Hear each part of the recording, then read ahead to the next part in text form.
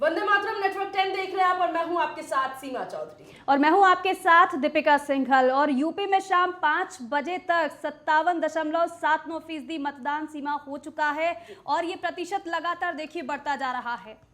बिल्कुल। और आगरा की बात किया जाए यहाँ पर दीपिका, तो आगरा में 56.52% मतदान और अलीगढ़ में 57.25 मतदान हो चुके हैं अभी तक दीपिका। बिल्कुल। अगर बागपत की बात करते हैं तो बागपत में 61.25% मतदान हुआ है और बुलंदशहर की अगर बात करेंगे तो 60.57% मतदान हो चुका है सीमा। और देखिए अभी ये बढ़ रहा है। बिल्कुल। और इसी बीच गौतम बुद्ध नगर का भी बता दें आपको, तो गौतम बुद्ध नगर में 53.48%, गाजियाबाद में 52.43% और हापुड़ की बात की जाए तो 60.53% वोट अभी तक हो चुके हैं। बिल्कुल, तमाम जिलों के प्रतिशत आपने बता दिए, लेकिन अब मथुरा की बात करते हैं तो मथुरा में 58.12% मतदान हो चुका है। मेरठ की अगर बात करें तो 58.23% मतदान हुआ है। इसके अलावा मुजफ्फरनगर की बात करेंगे तो 62.09% मतदान सीमा यहां पर हो चुका है। बिल्कुल। और शामली में 61.75% मतदान। तो किन किन जगहों पर कितने मतदान, 11 जिलों में कहां कहां कितने मतदान हुए, सभी हमने सारे आंकड़े आपको बताए। देखने वाली बात है यहाँ पर दीपिका, देखिए 11 जिलों की 58 सीटों पर यहाँ वोटिंग होनी है और हर जगह से हम सुबह से ही आपको खबरें दिखा रहे हैं। नेटवर्क 10 की टीम, सारे टीम जो है ग्राउंड जीरो से आप तक रिपोर्ट पहुंचा रही है। और जिस हिसाब से देखा जाए मतदाता कितने उत्साहित यहाँ पर दीपिका नजर आ रहे थे, साथ ही साथ जिस हिसाब से मतदान करने के लिए पहुंचे, फिर चाहे वो बुजुर्ग हो,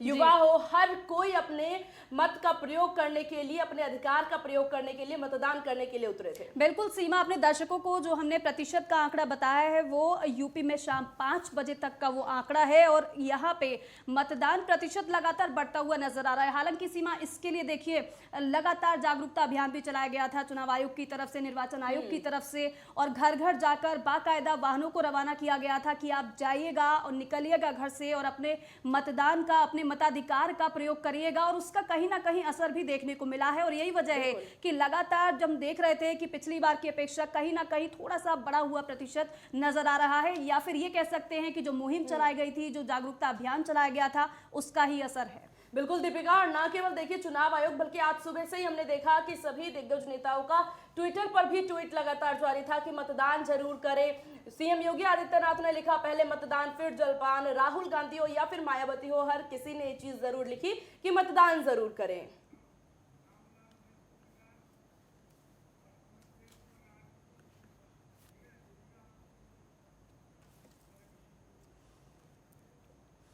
तो देखिए मतदान प्रतिशत तो हमने आपको बता दिया, लेकिन चर्चा के लिए हमारे दो पैनलिस्ट हमारे साथ जुड़ रहे हैं। राहुल लाल वरिष्ठ पत्रकार हैं, वो हमारे साथ जुड़ चुके हैं। इसके अलावा अमनप्रीत कौर राजनीतिक विश्लेषक, वो भी हमारे साथ जुड़ चुकी हैं। आप दोनों का ही बहुत स्वागत है नेटवर्क 10 पर।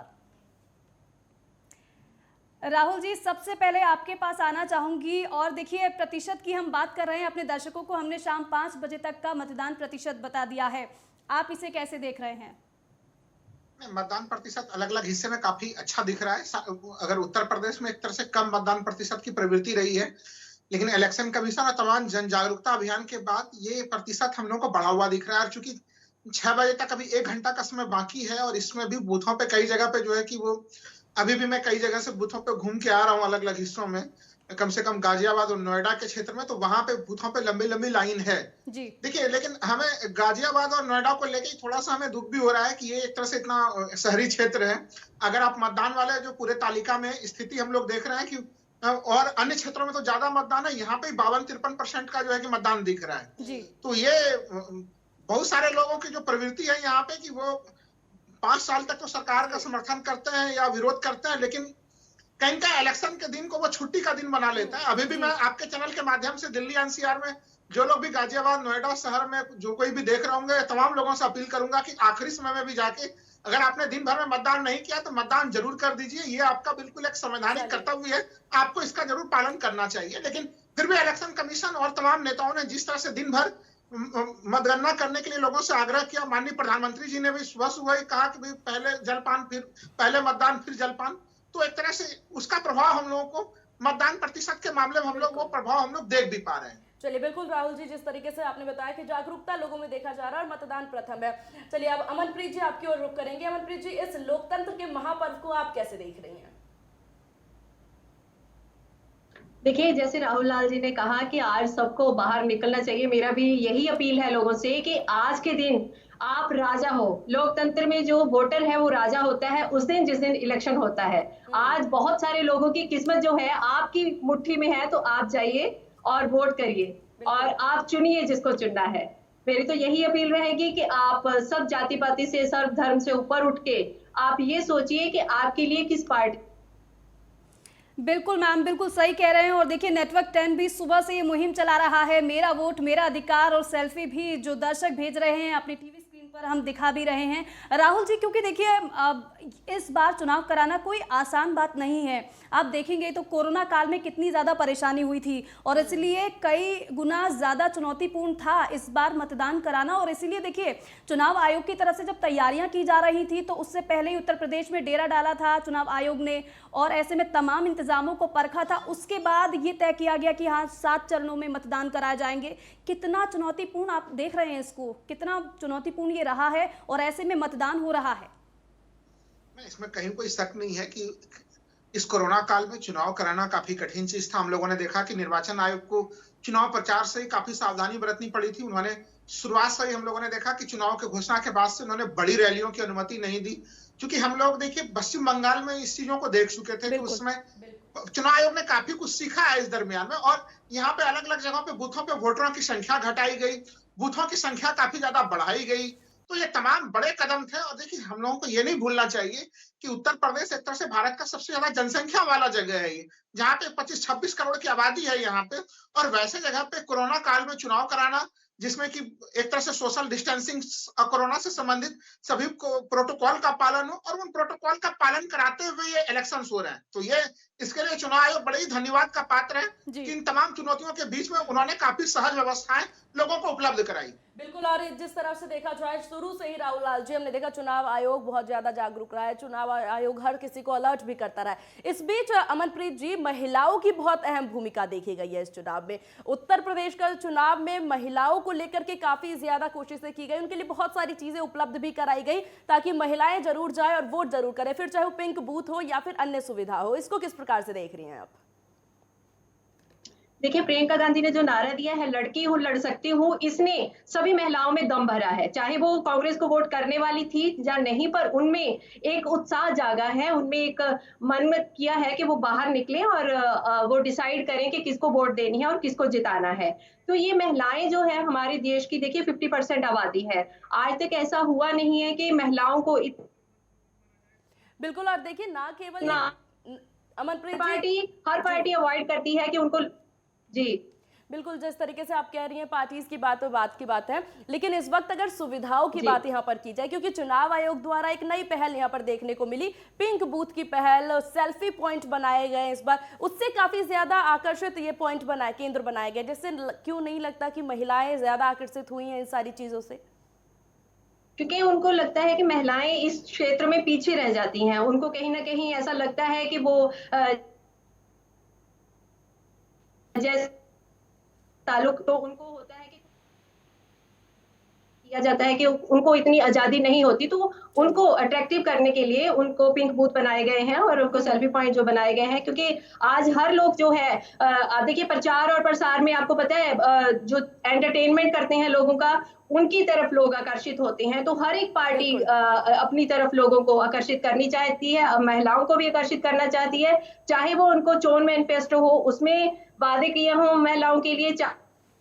बिल्कुल बिल्कुल मैम, आप ठीक कह रही हैं। हालांकि अब आधी आबादी की संख्या और उनकी भागीदारी कैसे बढ़ाई जाए, इसको लेकर भी लगातार प्रयास भी किए जाते हैं और किए भी जा रहे हैं, और परिणाम हमारे सामने भी है, क्योंकि मताधिकार का प्रयोग करने के लिए बाकायदा पिंक बूथ पर महिलाएं पहुंची भी हैं। अब राहुल जी आपका रुख करना चाहूंगी, क्योंकि देखिए शाम 5 बजे तक की अगर हम बात करते हैं तो 58% तक मतदान हो चुका है। ऐसे में क्योंकि देखिए लगातार अपील, लगातार जागरूकता अभियान चलाए जाते हैं कि मतदान प्रतिशत लगातार बढ़े, और देखिए लगातार जिले के जो डीएम होते हैं वो भी लोगों से अपील करते हैं कि आप जाइए और मताधिकार का प्रयोग करिए। ऐसे में शाम 5 बजे तक अगर 58% मतदान हो चुका है तो कहीं ना कहीं हम ये भी कह सकते हैं कि हमारा लोकतंत्र और भी ज्यादा मजबूत हो रहा है। इसमें कहीं कोई शक नहीं है। हमें पूरा उम्मीद है कि कम से कम 6 बजे के बाद ये आंकड़े हम लोग 60+ का कोई न कोई आंकड़ा हम लोगों को जरूर मिलेगा, फाइनल आंकड़ा मुझे पूरा विश्वास है। जी और देखिए, जो प्रथम मुद्दे पे जरा मैं आऊंगा महिलाओं के मामले को लेके कि जी जो पिंक बूथ का निर्माण किया गया है, या दूसरे अन्य बूथों पे भी मैंने कई सारे बूथों पे आज देखा कि कितने अच्छे से महिलाएं अगर छोटे बच्चों को लेके आ रही हैं तो उसके लिए भी पूरा इंतजाम है वहां पे कि कहीं कोई परेशानी नहीं हो। तो तमाम तरह के चीजें की जा रही है, और उत्तर प्रदेश में महिलाएं एक तरह से जागरूक रही हैं। ये चुनाव आयोग पिछले कई वर्षों से जो लगातार अभियान चला रहा है, यहाँ पे अगर हम लोग पिछले चुनाव में भी वोट प्रतिशत देख रहे हैं, मतदान प्रतिशत में, तो पुरुषों की तुलना में महिलाओं का मतदान प्रतिशत ज्यादा रहा है। जी वो हो सकता है कि इस बार भी हम लोगों को कुछ ऐसे आंकड़े जो है कि जब चुनाव आयोग जारी करेगा तो वो दिखेगा। दूसरा चीज है कि महिलाएं मतदान तो कर रही थी, लेकिन ये जरूर है कि इस बार तमाम जो बड़ी पार्टियां हैं उत्तर प्रदेश में, चाहे वो कांग्रेस ने जरूर शुरुआत की, लेकिन चाहे वो समाजवादी पार्टी का घोषणा पत्र देख लीजिए, चाहे वो भारतीय जनता पार्टी का घोषणा पत्र देखते हैं, जी तो सभा ने उसके ऊपर महिलाओं पर फोकस भी किया है। याद होगा कि माननीय प्रधानमंत्री जी ने प्रयागराज में महिलाओं को लेकर एक बड़ी सी जो है कि रैली भी की थी वहां पे। तो एक तरह से महिलाओं को लेकर राजनीति में इस प्रकार के तवज्जो नहीं दिखते थे पहले हम लोगों को, तो कहीं न कहीं महिलाएं अब जागरूक हो रही हैं, और उनका दबाव भी है तमाम राजनीतिक दलों के ऊपर। यही कारण है कि तमाम राजनीतिक दलों के घोषणा पत्रों में भी उनके लिए विशेष दावे वादे सभी पार्टियों को करनी पड़ेगी। बिल्कुल, महिलाओं की बहुत अहम भूमिका रही है यहाँ पर राहुल लाल जी। इसी के साथ एक और भी सवाल आपसे जानना चाहेंगे। देखिए, जिस प्रकार से इस बार मतदान हो रहे हैं, इस बार वोटिंग हो रहे हैं, बहुत सी सुविधाएं देखी जा रही हैं, बहुत सी ऐसी भी चीजें देखी गई, क्योंकि कोरोना की वजह से बहुत सारी चीजों में बदलाव भी देखने को मिला। अगर बात किया जाए पहले के वोटिंग्स में और अब की वोटिंग्स में, कितना अंतर और कितना जागरूकता आपको देखने को मिल रहा है? अंतर तो देखिए ये है कि लोगों को, चूंकि जो वेटिंग टाइम था, चूंकि आपने कोरोना के कारण जो है कि कहीं न कहीं बूथों की संख्या बढ़ाई, तो बूथों की संख्या बढ़ाने से कहीं न कहीं एक तो यह हुआ कि जो वेटिंग टाइम था लोगों का, वो अब लोगों के लिए काफी आसान रहा है। ठीक है कि हो सकता है कि बूथ थोड़े दूरी पे हो, लेकिन आसानी से जाके वो अपना वोटिंग कर पा रहे थे। 2-3 चीजें देखिए हम लोगों को समझनी पड़ेगी कि हमारे, देखिए कोरोना का हम लोग देख रहे हैं कि मार्च 2020 से एक तरह से कोरोना की स्थितियां चली आ रही है। उस बीच में कई सारे चुनाव भी संपन्न हुए, जिसमें कि हम लोग देख रहे हैं कि अगर पश्चिम बंगाल का चुनाव एक काफी बड़ा चुनाव था, लेकिन आप अगर उस चुनाव को देखें और अगर हम लोग उत्तर प्रदेश के चुनाव को देखते हैं, तो वहां से कोरोना को मामले को लेकर जो यहाँ पे कोरोना प्रोटोकॉल का जो आज पालन हुआ है, वो काफी गंभीरता के साथ हुआ। इसलिए मैं कह रहा हूँ कि चुनाव प्रचार से लेकर आज प्रथम चरण के मतदान तक इसमें चुनाव आयोग कहीं न कहीं एक तरह से धन्यवाद के पात्र है। बिल्कुल धन्यवाद के पात्र हैं, लेकिन अमनप्रीत जी, मैं आपके पास आना चाहूँगी, क्योंकि महिलाएं हैं आप, और महिलाओं की भागीदारी को बढ़ावा देने के लिए लगातार काम किया जाता है और काम किया भी जा रहा है।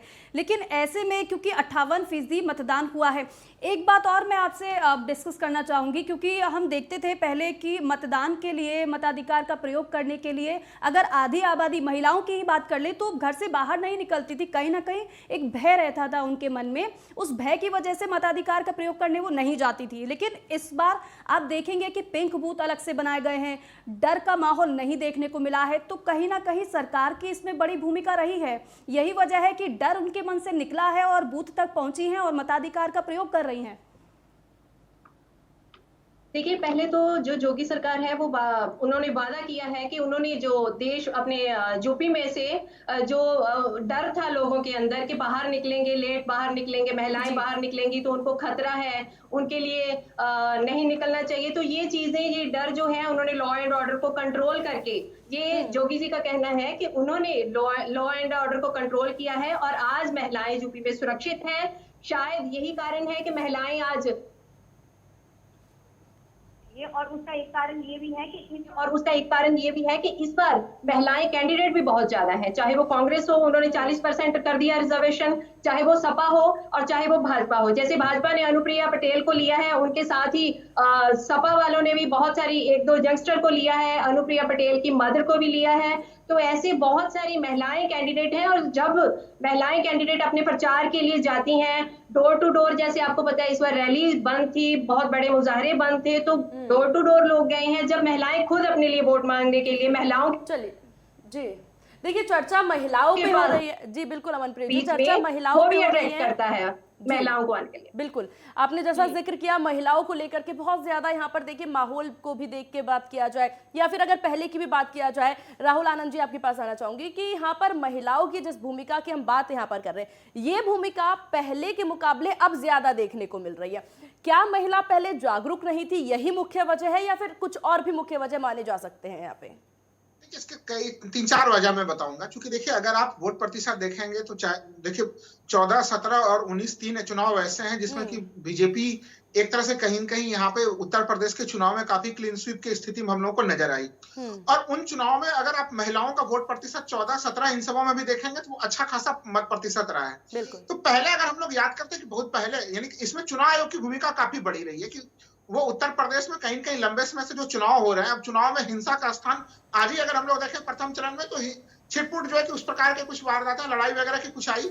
लेकिन यहाँ पे पश्चिम बंगाल या केरल जो दूसरे अन्य राज्य हैं उसके तुलना में पिछले कई चुनावों में हम लोग देख रहे हैं कि लगातार शांति की स्थिति रहती है। तो चुनाव आयोग की जो भूमिका रही है वो बड़ी प्रशंसनीय भूमिका रही है कि अब चुनाव में उस प्रकार की हिंसक घटनाएं जब नहीं होती हैं तो महिलाएं बड़े आराम से, मजबूती से के साथ आती हैं और महिलाओं में जागरूकता भी बढ़ी है। अब लोग देखिए, एक समय तो वो स्थितियां थी, हालांकि अभी भी ग्रामीण क्षेत्रों में कई जगह पे वो स्थितियां, लेकिन वो घट रही हैं कि वो अपने पति से पूछ के वोट करती थी। लेकिन मैं कई जगह फील्ड में गया हूं तो जहां पे पति की राय अलग है, पत्नी की राय अलग है, तो वही जागरूकता आ गई है। वो भले पति को कह रही हो कि हम आप ही के अनुसार कहे गए जगह पे वोट डाल रहे हैं, लेकिन अंततः जब वो बूथ में जा रही है तो वो अपने मन से जो मतदान की गोपनीयता, जो संवैधानिक अधिकार उसको मिला है गोपनीयता के साथ, उसका पूरा पालन कर रही है। तो एक तरह से हम कह सकते हैं कि महिलाओं में जागरूकता भी आई है।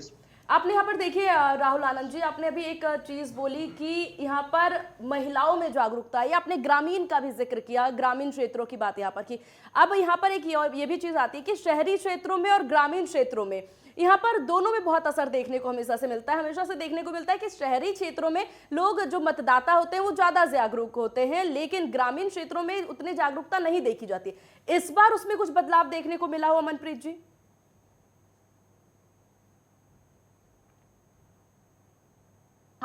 महिलाओं को बाहर निकलने के लिए मजबूर होना पड़ा है। उनको लगा कि हमें अपने हक के लिए लड़ना चाहिए। उनको जब प्रियंका गांधी ने जाके उत्साहित किया, जब बहुत सारे एनजीओ वहां गए, उन्होंने उनके अधिकार की बातें करी, उन्होंने उनको बोला कि आपको बाहर आना चाहिए, आपके साथ अगर नाजायज कुछ होता है तो आप उसके खिलाफ आवाज उठाइए। शायद ऐसी 2-4 घटनाएं जो यूपी में हुई हैं, जो पूरे वर्ल्ड में फेमस हो गई हैं, मीडिया में आई हैं, तो वहां की महिलाएं जो उनको सोशल मीडिया ने और टीवी ने बहुत उनको उत्साहित किया है, उनको उत्साहित करा है कि वो घर से ना केवल महिलाएं बल्कि ग्रामीण जितनी भी आबादी है, मैं उसका जिक्र कर रही हूँ यहाँ पर।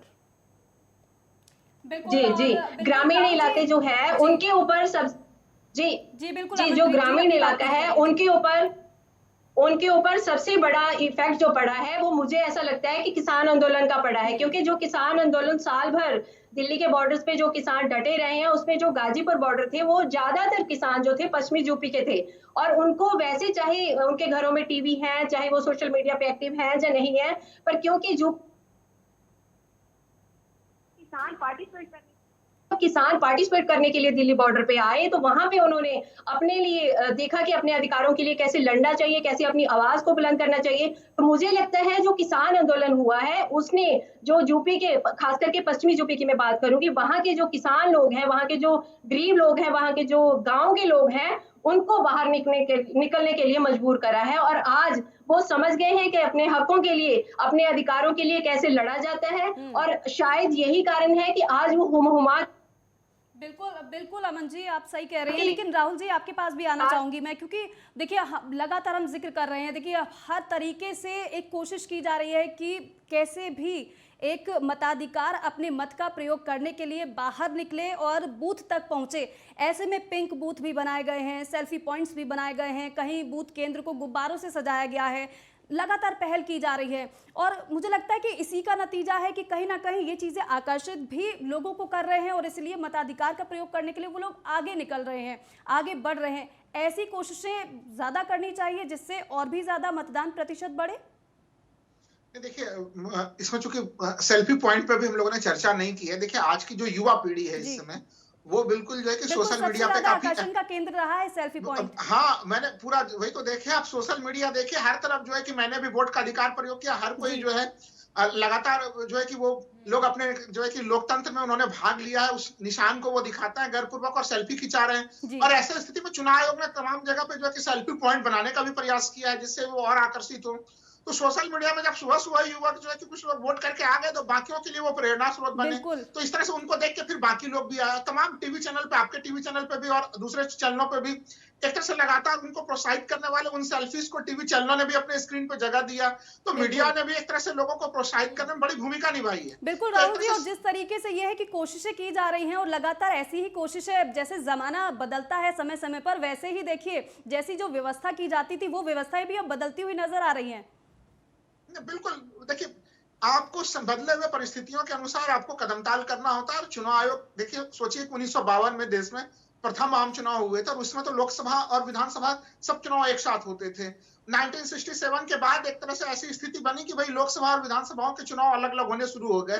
तो सोचिए अलग अलग परिस्थितियों में देश गुजरा है और उस बीच में अभी जब ये सोशल मीडिया का जमाना है तो इस तरह के नए टूल्स का प्रयोग काफी मजबूती से चुनाव आयोग कर रहा है और इसका बड़ा भूमिका रहा है। इस प्रकार के प्रयोग जरूर जो है किस प्रकार के प्रयोग करने चाहिए। जैसे आपने कह रहे गुब्बारे सजाए गए, तो एक तरह से वो ऐसा लगता है देख के कि भाई हम लोग कहते भी हैं कि चुनाव जो है वो लोकतंत्र का सबसे बड़ा महोत्सव है।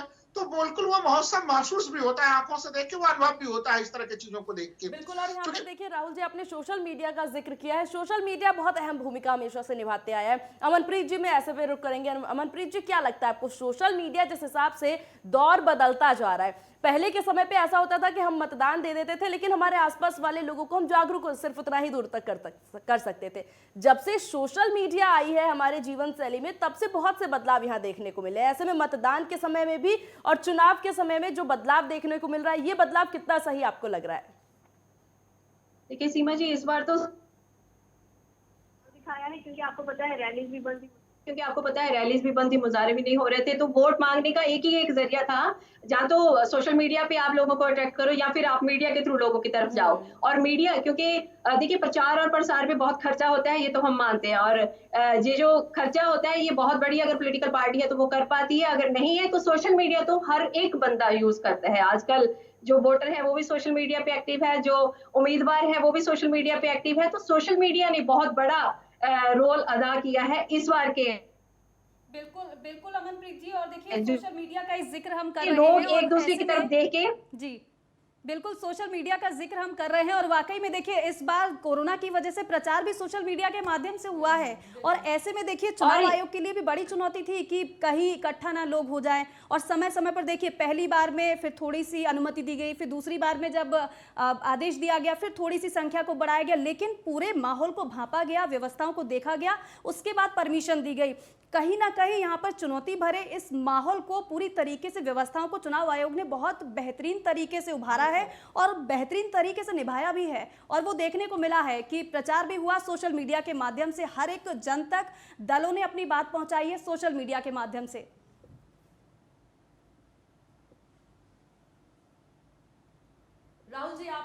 राहुल जी देखिए, जिस हिसाब से अभी हमारी सहयोगी दीपिका ने पूछा कि सोशल मीडिया की बहुत अहम भूमिका हमेशा से रही है और इस बार खास तौर पर अहम भूमिका देखने को मिली है। सोशल मीडिया पर कितने एक्टिव आप रहे हैं और क्या कुछ नया आपको देखने को मिला इस चुनावी दौर में? देखिए ये तो सही बात है कि ये इस चुनावी दौर में सोशल मीडिया ही सबसे ज्यादा जो है कि एक तरह से हम ये लोकतंत्र का वाहक के रूप में रहा। और चुनाव आयोग को मानना पड़ेगा और प्रशासन को भी कि वो लगातार ये भी एक्टिविटीज हम लोगों ने देखा यहाँ पे कि बीच में कई सारे यूट्यूब्स थे या कई तमाम वैसी चीजें थी जो भ्रामक सामग्रियां प्रस्तुत कर रही थी। तो उसके ऊपर सूचना प्रसारण मंत्रालय ने कंट्रोल की नकेल भी कसी कि भाई ऐसा ना हो कि यहाँ से कुछ दुष्प्रचार वाली स्थितियां बने या राष्ट्र विरोध की कोई चीज बने। तो एक तरह से काफी सुसंगत सा प्रयोग तमाम पार्टियों के लिए, चूंकि देखिए ये सही है कि चूंकि जब आप फिजिकल प्रचार नहीं कर सकते थे तो ये सोशल मीडिया ही सबसे ज्यादा औजार बना। चाहे बड़ी पार्टी हो, क्योंकि भारतीय जनता पार्टी दुनिया की सबसे बड़ी पार्टी कहती है, वो भी लगातार सोशल मीडिया पे थे ही। और तमाम जो दूसरी पार्टियां हैं, उत्तर प्रदेश की क्षेत्रीय पार्टियां, वो भी सोशल मीडिया पर ही दिख रही थी लोगों को राय बनाने में। और बिल्कुल राहुल जी, बहुत आसान और बहुत सहज ये मार्ग था सोशल मीडिया का मार्ग, जिसके जरिए जनता तक के दिलों में पहुंचा जा सकता था और इसमें जागरूकता का सबसे अहम मुद्दा यहाँ एक विषय देखा गया। आप दोनों का बहुत शुक्रिया चर्चा में शामिल होने के लिए और नेटवर्क 10 को अपना समय देने के लिए। तो बहुत बहुत शुक्रिया। तो हमारे साथ पैनल जुड़े थे जिन्होंने साफ तौर पर बताया, फिर चाहे दीपिका सोशल मीडिया का भी हमने जिक्र किया या फिर हमने जिक्र किया हो कि किस हिसाब से महिलाएं जागरूक हुई हैं, युवा जागरूक हुए, बुजुर्गों के लिए क्या कुछ सुविधाएं यहाँ पर उपलब्ध कराई गई है। सीमा, और देखिए काफी चुनौतीपूर्ण था क्योंकि कोरोना काल में जिस तरीके से हमने देखा कि बहुत तेजी के साथ, और तीसरी लहर की बात कही जा रही थी, लेकिन उसके हिसाब से चुनाव आयोग की तरफ से बेहतरीन इंतजाम भी किए गए, व्यवस्थाएं भी की गई, और देखिए नतीजा हमारे सामने है कि शाम 5 बजे तक 58% तक मतदान हुआ है और ये आगे भी बढ़ने की संभावना भी है। लेकिन आपसे हम ये भी अपील करेंगे कि आप भी अपने मताधिकार का प्रयोग जरूर करिएगा। चलिए फिलहाल के लिए इतना ही। आप देखते रहिए नेटवर्क 10। जय हिंद।